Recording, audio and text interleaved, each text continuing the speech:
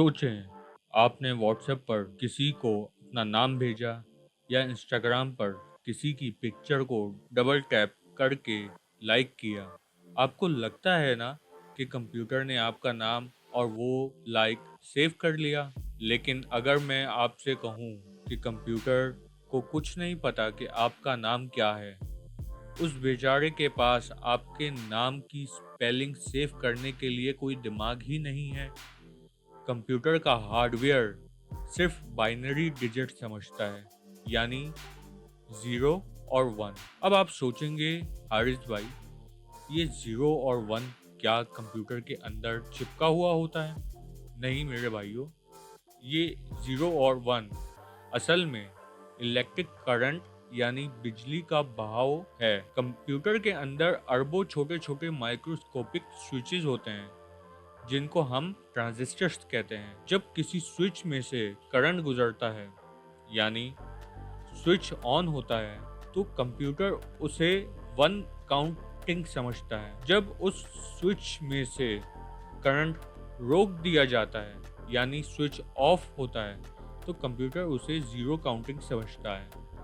अब दिमाग घूमने वाला सवाल ये है कि अगर कंप्यूटर के पास सिर्फ करंट का ऑन और ऑफ होना ही है, तो फिर कैसे सिर्फ इस करंट के झटकों से कंप्यूटर आपके नाम, आपके बैंक अकाउंट का बैलेंस और आपकी सेल्फी के पिक्सेल्स में फर्क करता है? कैसे ऑन और ऑफ मिलकर आपका नाम अली बनाते हैं? और एक और होशरुबा बात, क्या आपको पता है कि पाइथन में अगर आप एक खाली टेक्स्ट फाइल या खाली वेरिएबल बनाते हैं जिसमें कुछ भी नहीं लिखा, वो तब भी आपके कंप्यूटर की रैम में एक पूरा प्लॉट खरीद कर बैठ जाता है। वो आपसे रेंट यानी बाइट्स वसूल कर रहा होता है। अब आप सोचेंगे, हारिस भाई, ये बाइट क्या चीज़ है? आम जिंदगी से समझें। जैसे ज़मीन को नापने के लिए यार्ड या स्क्वायर फीट यूज़ करते हैं, दूध को नापने के लिए लीटर यूज़ करते हैं और चीनी को नापने के लिए किलो यूज़ करते हैं, बिल्कुल वैसे ही कंप्यूटर की रैम की ज़मीन को नापने के लिए जो सबसे बेसिक यूनिट या स्केल यूज़ होती है, उसे हम बाइट कहते हैं। एक सिंगल बाइट का मतलब होता है कंप्यूटर की मेमोरी के अंदर 8 छोटे छोटे डब्बे, जिन्हें हम बिट्स कहते हैं, जहां 0 या 1 का करंट बैठ सकता है।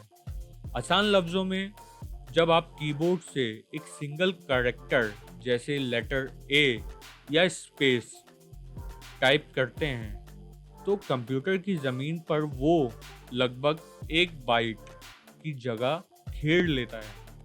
तो सोचें, जब आपने वेरिएबल में कुछ लिखा ही नहीं, फिर भी पाइथन कंप्यूटर की रैम से 49 बाइट्स का प्लॉट अपने नाम करवा लेता है। ये कौन सा टेक्स्ट है जो पाइथन काट रहा है? आज कंप्यूटर के दिमाग का ऐसा पोस्टमार्टम करेंगे जो आपको पूरे इंटरनेट पर किसी बड़े लेक्चर में नहीं मिलेगा।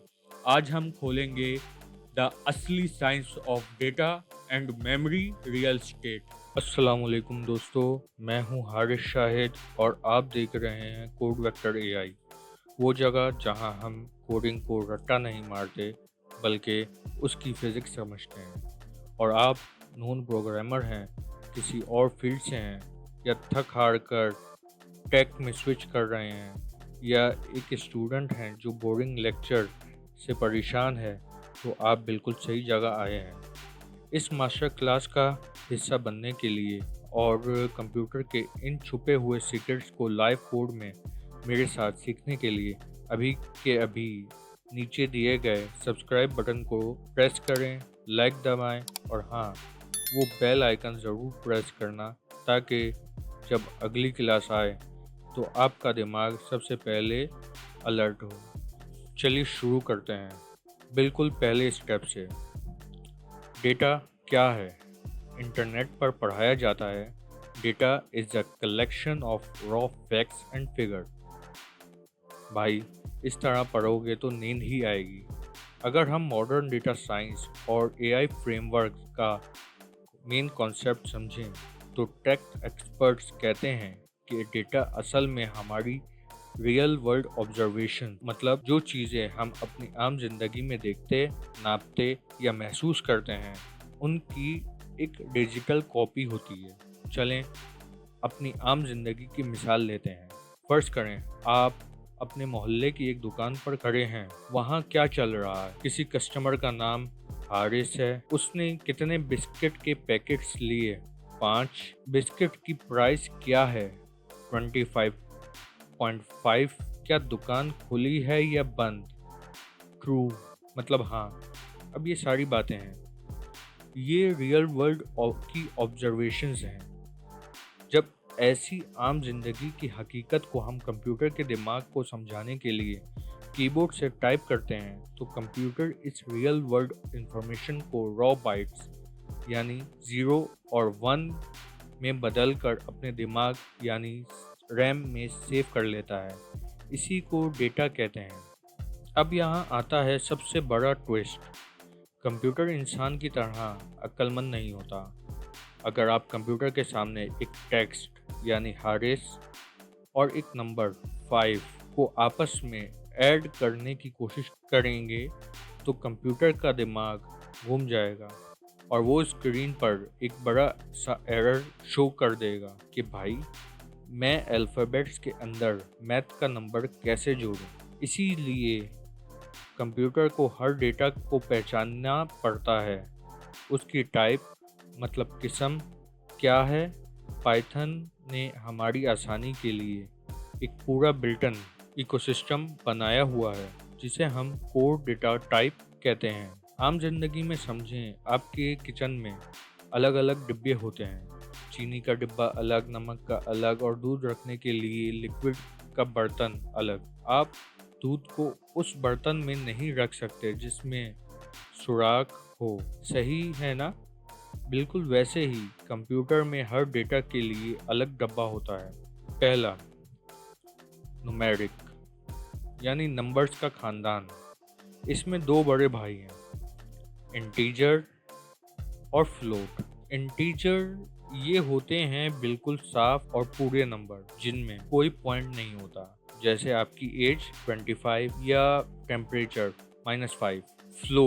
फ्लोट ये होते हैं डेसिमल नंबर्स, जैसे आपका बैंक बैलेंस, पेट्रोल की कीमत या यूनिवर्सिटी का CGPA 3.4।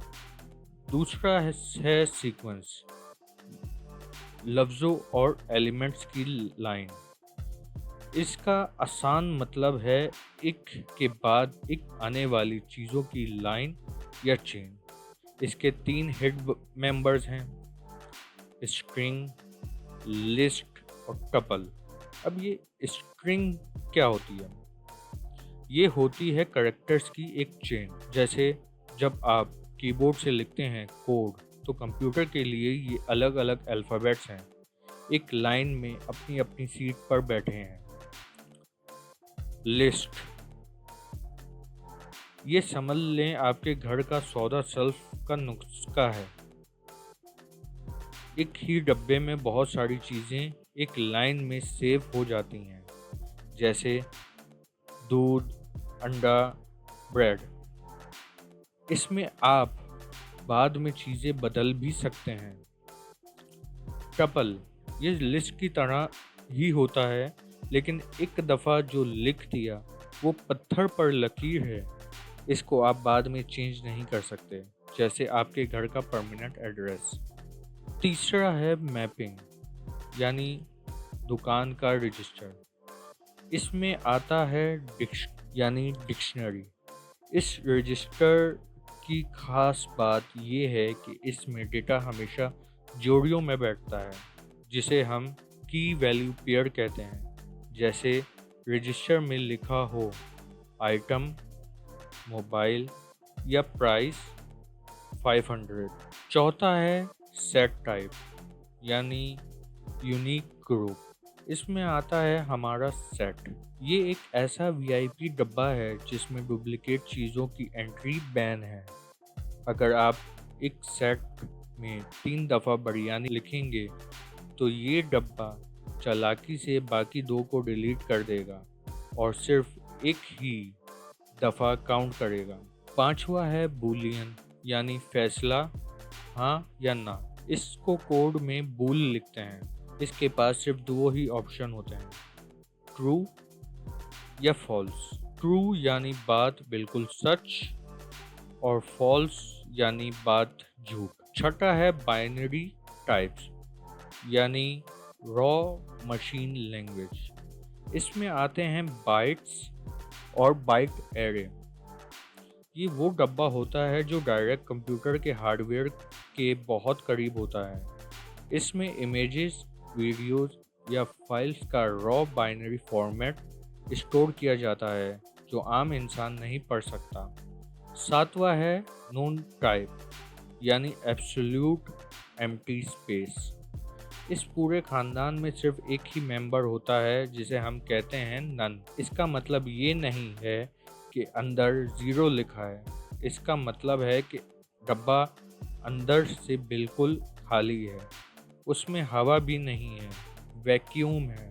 अब मैं आपको पाइथन की एक ऐसी सुपर पावर दिखाने वाला हूँ जो C++ और जावा पढ़ने वाले सॉफ्टवेयर इंजीनियर के होश उड़ा देगी। इस टॉपिक को इंजीनियरिंग में कहते हैं numeric arbitrary precision engine. Arbitrary precision का आसान मतलब है जितना बड़ा डेटा होगा डब्बा खुद ब खुद उतना ही फैल जाएगा। पुरानी और रिजिड यानी सख्त लैंग्वेजेस में अगर आप एक नंबर स्टोर करते हैं तो कंप्यूटर उसे एक लिमिटेड छोटा सा बॉक्स देता है, जैसे 4 बाइट्स। अगर आपका नंबर उस बॉक्स की लिमिट से बड़ा हो जाए, जैसे दुनिया की पूरी आबादी या क्रिप्टो टोकन्स की टोटल सप्लाई, तो डेटा डब्बे से बाहर गिर जाता है। इसको सॉफ्टवेयर और इंजीनियरिंग में इंटीजर ओवरफ्लो एरर कहते हैं, यानी डब्बा लीक हो गया और आपका पूरा सॉफ्टवेयर क्रैश। लेकिन पाइथन में ऐसा नहीं होता। पाइथन के दिमाग को पता है कि आप बड़े बड़े एआई मॉडल्स और कैलकुलेशंस हैंडल कर रहे हैं। आइए स्क्रीन पर इसको लाइव देखते हैं। हमने ये कोड वहाँ कॉपी और पेस्ट कर दिया। अब देखते हैं क्या होता है। देखा आपने, सिस्टम क्रैश नहीं हुआ। पाइथन ने चुपचाप कंप्यूटर की रैम से मज़ीद स्पेस उधार ली और डब्बा बड़ा करके आपको एग्जैक्ट आंसर दे दिया। पाइथन इंटीजर्स में कभी ओवरफ्लो एरर नहीं आता। चलें अब कंप्यूटर की रैम के अंदर चलते हैं और ज़मीन का हिसाब लगाते हैं, जिसे मैं कहता हूँ मशीन रियल एस्टेट। हमें लगता है कि अगर हमने स्क्रीन पर कुछ नहीं लिखा, एक खाली वेरिएबल बनाया है, तो वो मेमोरी में 0 स्पेस ले रहा होगा। चलिए इस झूठ को पकड़ते हैं पाइथन के एक स्पेशल फंक्शन से, जिसका नाम है sys.getSizeOf। इसमें sys का मतलब है हमारा सिस्टम और getSizeOf का मतलब है बाइट्स में साइज बताओ। अब स्क्रीन पर देखो, आपको एक लफ्ज़ दिख रहा होगा, इंपोर्ट sys। ये हमारा आज का सीक्रेट चीट कोड है। इसका पूरा पोस्टमार्टम हम आने वाली क्लासेस में करेंगे। अभी बस इसका जादू देखो। ये समझ लें कि ये एक स्विच है जिसे ऑन करने से कंप्यूटर का memory measuring sensor activation mode में आ जाता है। चलिए अब डब्बे का साइज चेक करते हैं। Look at the screen. इसमें हमने एक एम्प्टी स्ट्रिंग का वेरिएबल लिया है और एक स्मॉल नंबर का वेरिएबल लिया है जिसकी वैल्यू हमने 0 सेट की है। और अब हम इसका साइज चेक करते हैं कि इसने हमारे सिस्टम में कितने बाइट्स की स्पेस कवर की है। इन दोनों का प्रिंट निकालते हैं और देखते हैं क्या रिस्पॉन्स आता है।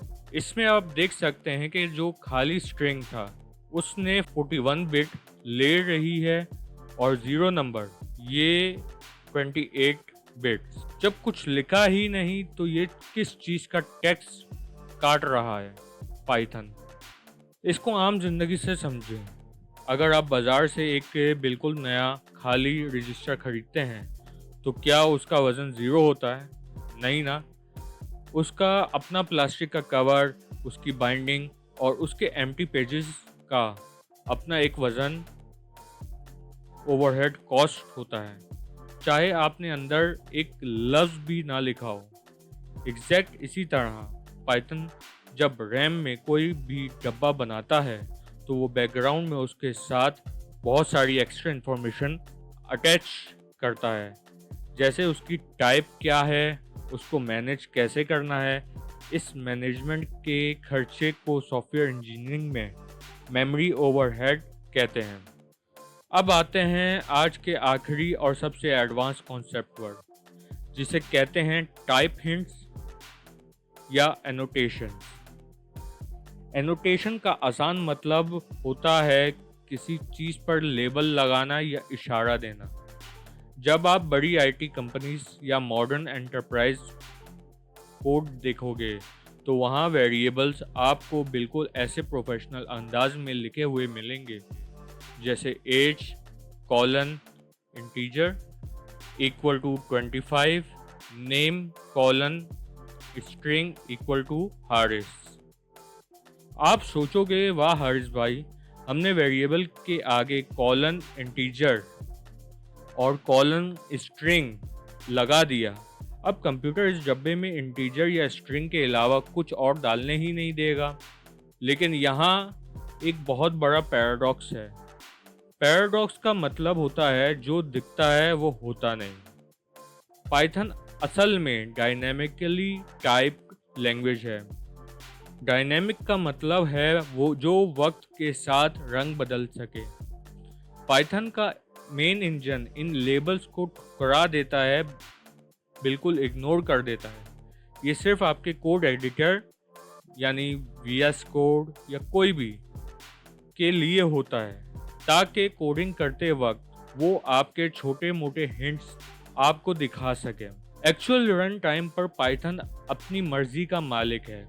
इसका आप लाइव प्रूफ देख सकते हो। जैसे मैंने यहाँ पे एज इंटीजर वैल्यू सेट की जो कि है 25। उसकी अगली ही लाइन में मैंने एज सेट कर दी कराची, स्ट्रिंग की वैल्यू असाइन कर दी, फिर उसको प्रिंट कर दिया और टाइप के मेथड के अंदर। अब आप पूछोगे कि ये कोड में प्रिंट के अंदर जो टाइप मेथड लिखा है ये क्या है? भाइयों, ये टाइप का मेथड पाइथन का एक बिल्ट इन एक्सरे स्कैनर है। आप इस स्कैनर के ब्रैकेट्स के अंदर कोई भी वेरिएबल डाल दो, ये आपको फौरन स्क्रीन पर स्कैन करके दिखा देगा कि उस डब्बे के अंदर इस वक्त किस खानदान का डेटा बैठा हुआ है। तो जैसे ही मैं इस कोड को रन करता हूँ, कंप्यूटर ने स्क्रीन पर आउटपुट दिया क्लास स्ट्रिंग, यानी इस एक्सरे ने साफ दिखा दिया कि वेरिएबल का लेबल चाहे कुछ भी हो, अंदर अब स्ट्रिंग बैठी है। देखा आप लोगों ने, जावा या C++ जैसी रिजिड लैंग्वेज होती तो उनका सॉफ्टवेयर वहीं पर ब्लॉक हो जाता और आपको एक बड़ा सा कंपाइलेशन एरर दे देता। मगर पाइथन ने बिना किसी नखरे के चुपचाप डेटा की टाइप ही बदल दी। तो दोस्तों, आज आपने डेटा और मेमोरी की असली साइंस सीख ली है बिना किसी बोरिंग लेक्चर के। आपने सीखा कि डेटा हमारी डिजिटल कॉपी है, पाइथन नंबर्स कभी ओवरफ्लो नहीं होते और एक खाली स्ट्रिंग भी रैम में 41 बाइट्स का प्लॉट लेती है। अब आपका कोड वेक्टर चैलेंज क्या है? आपने अभी अपना लैपटॉप खोलना है, sys.getSizeOf मेथड का कोड लिखना है और अपना नाम डालकर चेक करना है कि कंप्यूटर की रैम में आपका नाम कितनी जगह यानी बाइट्स घेर रहा है, और सब ने अपना अपना बाइट साइज कमेंट सेक्शन में लाजमी लिखना है। मैं खुद चेक करूँगा।